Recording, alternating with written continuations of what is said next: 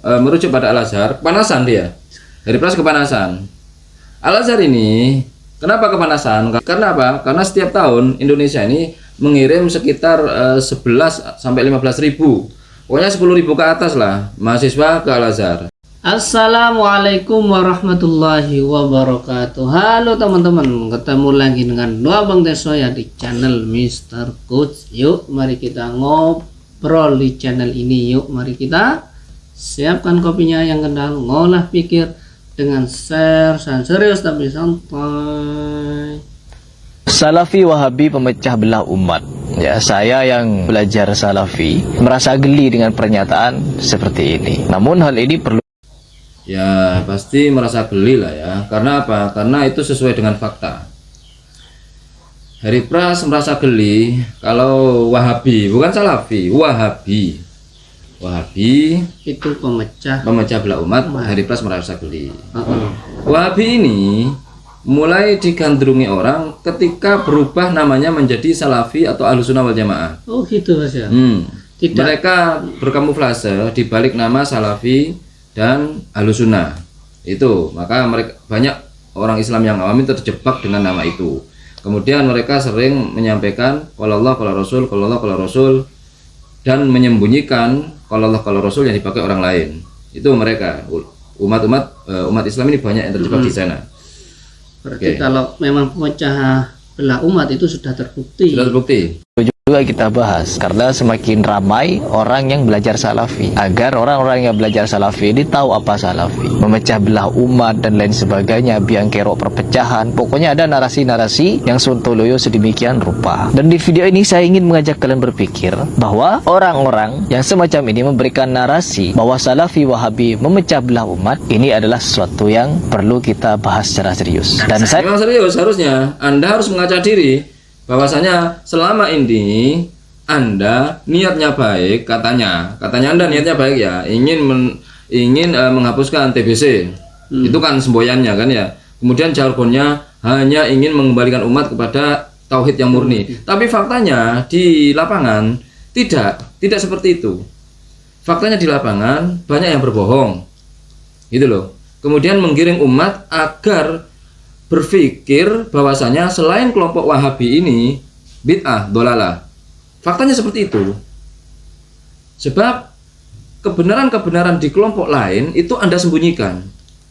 Dan penyimpangan-penyimpangan yang Anda cari-cari di kelompok lain kemudian Anda temukan, itu Anda up dan di framing seakan-akan itu ajaran. Seolah-olah hal itu menjadi kegiatan sehari-hari di kelompok lain. Kan begitu, ya kan? Lalu menggiring bahwasanya kalianlah yang paling sesuai sunnah dengan Al-Quran dan Sunnah, atau kalianlah yang lebih sesuai. Itu loh kalimat provokatifnya adalah kelompok Anda mengaku paling sesuai Al-Quran dan Sunnah. Nah, kalau tidak memecah belah umat, tentu ulama-ulama Anda, ustadz-ustadz Anda yang Wahabi itu tidak akan membiarkan Anda bicara sebagai orang awam untuk menghakimi para ulama. Kalau ustadz itu benar-benar beriman, tidak akan membiarkan ruwaibidah berbicara. Kalau seandainya loh ya, ustadz-ustadz di belakang Anda itu berpegang pada qala Allah qala Rasul, tentu tidak akan membiarkan ruwaibidah berbicara tentang permasalahan umum mengenai agama ini yang seharusnya dibicarakan oleh ulama. Kan begitu, Bos ya? Tapi berhubung memang untuk memecah belah umat, ustadz-ustadz di belakang Anda itu tidak peduli akhirat, tidak peduli bagaimana umat ini, tidak peduli bagaimana nasib kelak setelah meninggal, dan hanya berfokus yang penting kelompok lain rungkat gitu loh. Kemudian yang penting umat ini bisa digiring ke kelompok Anda. Tujuannya cuma dunia sebenarnya, hanya untuk memperbanyak umat dengan dalih menyelamatkan akidah umat. Banyak amalia-amalia yang dipermasalahkan itu, semacam membaca Al-Quran di kuburan, walaupun ada dalilnya disalahkan. Baca Quran ibadah, mau ditarik baca Quran di kuburan, cari tahu dulu Nabi SAW pernah nggak baca Quran di kuburan. Cari dalil, kalau ada silahkan kerjakan, kalau nggak ada jangan dikerjakan. Ternyata Nabi SAW tidak pernah baca Quran di kuburan, dan yang ditemukan adalah Nabi SAW mendoakan dan memberikan salam kepada si mayit. Udah cukup, kita doain aja. Mencium Al-Quran, yang aneh-aneh itu mencium Al-Quran disalahkan juga. Ini baca, habis selesai baca dicium. Untuk apa dicium? Nggak ada contoh dari Rasulullah, nggak ada contoh dari sahabat, nggak ada. Manfaatnya apa dicium? Kemudian kita sendawa, alhamdulillah dipermasalahkan. Sesuai dengan asyiknya kita, Pak. Bukan. Ada orang sendawa, alhamdulillah. Kok alhamdulillah? Akan nikmat. Kentut juga nikmat. Kenapa nggak situ bikin zikir habis kentut? Hah? Apa ada nggak dari Rasulullah masalahnya? Kalau habis bersin sahih hadisnya, tapi habis sendawa mana ada contohnya dari Rasulullah SAW? Habis alhamdulillah, alhamdulillah. Pokoknya hal-hal kecil yang sejatinya itu tidak masalah di syariat, Anda permasalahkan. Itu apa yang enggak memecah belah umat. Nah, seperti itu, Bras. Saya pribadi mengiyakan bahwa Salafi memecah belah umat. Tetapi sebelum Salafi memecah belah umat, Rasulullah SAW sudah memperingatkan bahwa umatku Islam ini akan pecah menjadi 73 golongan. Lalu kenapa ketika ada orang, ulama, mimpi atau melihat Nabi, suruh nanya, siapa ini yang benar antara Sunni dan Syiah, gitu, biar semua umat ini mihak ke yang benar ini. Nah, Anda di sini benar-benar ingin memecah belah umat sebenarnya, kan gitu. Sudah tahu kayak gini. Tapi umat akan terpecah. Tapi kalau ada orang mimpi Nabi, suruh nanya katanya sama Nabi, yang mana yang benar antar kelompok ini, biar nggak berantem, biar mengikuti yang benar sesuai instruksi Nabi, kan begitu. Tapi di sini Anda sudah tahu nasnya. Kok enak bener Anda beragama, menggunakan dalil sesuai dengan nafsunya, sesuai dengan kepentingannya saja. Kalau nggak penting dalil dibuang. Itu yang dimaksud kalau Allah kalau Rasul. Kan ini munafik namanya, ya kan? Apa bedanya Anda dengan pengikut Abdullah bin Sabah kalau gitu? Pasti setiap golongan-golongan disebut Nabi Muhammad SAW. Kenapa mereka pecah? Karena masing-masing dari golongan itu akan merasa benar dan menyalahkan golongan yang lain. Tetapi yang benar hanya satu, teman-teman. Hanya satu yang benar. Mereka yang berpegang kepada Al-Quran dan Sunnah.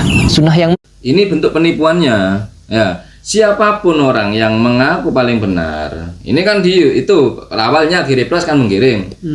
Mas, kenapa pecah? Karena masing-masing merasa paling benar. Sudah tahu itu, masing-masing merasa paling benar. Tapi statement keduanya, siapa sebenarnya yang paling benar? Mereka yang berpegang teguh dengan Al-Quran dan As-Sunnah. Lah, tadi dia bilang masing-masing ini merasa berpecah karena merasa paling benar. Terus dilegitimasi oleh Hariblas bahwasanya Wahabilah yang paling benar karena berpegang pada Al-Quran dan Sunnah. Emang golongan-golongan Islam yang 73 itu nggak ada yang berpegang dengan Al-Quran dan Sunnah? Apakah di antara 73 golongan itu berpegang pada Injil atau Taurat? Kan nggak ada. Semuanya berpegang pada Al-Quran dan Sunnah. Nah, gitu loh. Hanya saja di Anda ini loh yang paling aktif merasa paling benar.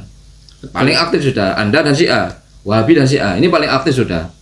Merasa paling segalanya, merasa paling mengenal syariat, merasa paling menguasai syariat secara utuh, gitu loh. Meninggalkan yang lemah dan meninggalkan yang palsu, meninggalkan juga yang hadis-hadis mungkar, gitu teman-teman. Bukan sunnah yang sembarangan.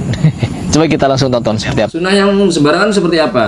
Sunnah yang sahih seperti apa? Albani, Albani yang mendoakan hadis-hadis sahih dari Bukhari Muslim. Iya. Seperti itu.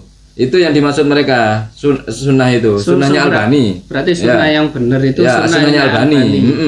Sunnahnya Albani, sunnah yang membantah ulama-ulama salaf tuh. Ada yang dari Saudi ini, dari Nigeria, Syekh Muhammad bin Abdul Wahab. Oke. Ketika dirunut ciri-cirinya dan pergerakannya serta hadis-hadisnya, saya memastikan diri, dan ini juga petunjuk dari para ulama Azhar. Al-Azhar, teman-teman. Jadi ulamanya Al-Azhar, yang dimana kemarin itu siapa namanya, Udin, ya, dia selalu menggembar-gemborkan Al-Azhar, mengagung. Nah ini teman-teman ya, ketika orang merujuk pada Al-Azhar, kepanasan dia, dari plus kepanasan.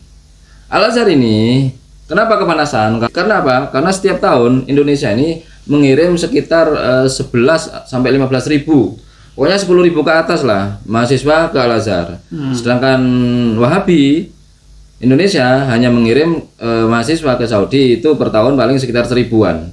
Nah, makanya panas nih Hariblas nih, ya kan? Apalagi Al-Azhar adalah universitas tertua di dunia, dan begitu. Sedangkan Wahabi Ya gitu-gitu aja. Sekarang sudah mulai error sudah kampus-kampus di sana. Kalau acara graduate sudah pesta-pesta pakai disko-disko kan begitu ya Mas ya.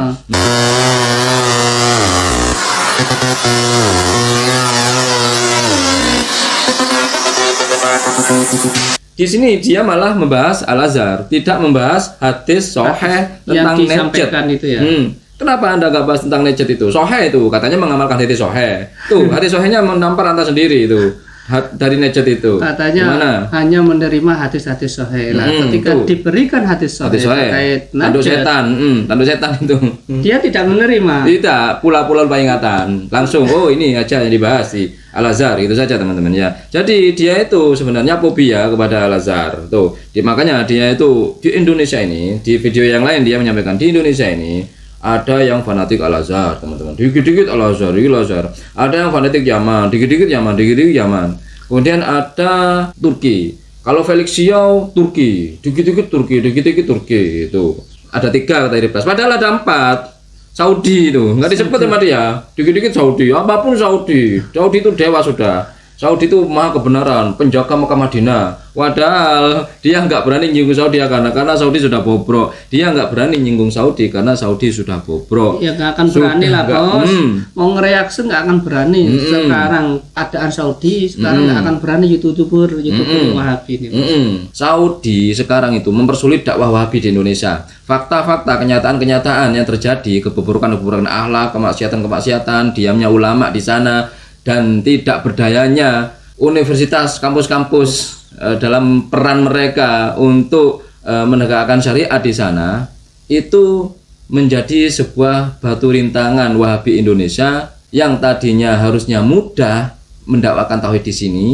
Dengan promosi Saudi negara Islam malah sekarang sulit gitu loh, dakwah mereka itu sekarang dihalangi oleh fakta-fakta Saudi di lapangan dan fakta-fakta ulama-ulama serta kampus-kampus mereka yang diam dan tak berkutik. Itu saja obrolan hari ini, mudah-mudahan bermanfaat, mudah-mudahan mencerahkan, dan mudah-mudahan kita bisa bersikap bijak lagi. Yang baik-baik semuanya datang dari Allah, yang jelek-jelek datang dari kami. Mohon maaf, wa akhirul kalam. Assalamualaikum warahmatullahi wabarakatuh. Waalaikumsalam warahmatullahi wabarakatuh.